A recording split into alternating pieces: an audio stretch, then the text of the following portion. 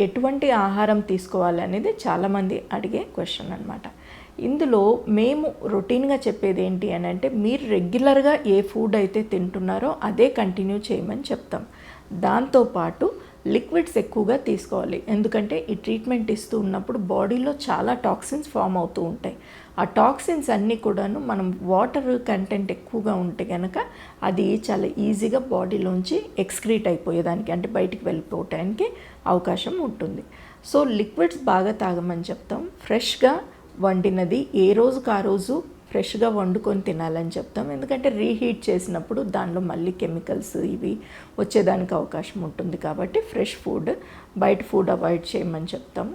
ఆ తర్వాత కొంతమంది పేషెంట్స్కి హై అండ్ కీమోథెరపీ డ్రగ్స్ ఇవన్నీ పెడుతూ ఉంటాం. వాళ్ళల్లో ఈ తెల్ల రక్త కణాలు అనేవి తగ్గిపోతూ ఉంటాయన్నమాట. న్యూట్రోపీనియా అని అంటాం. అలా ఉన్నప్పుడు వాళ్ళకి చాలా తక్కువ ఇమ్యూనిటీ ఉంటుంది.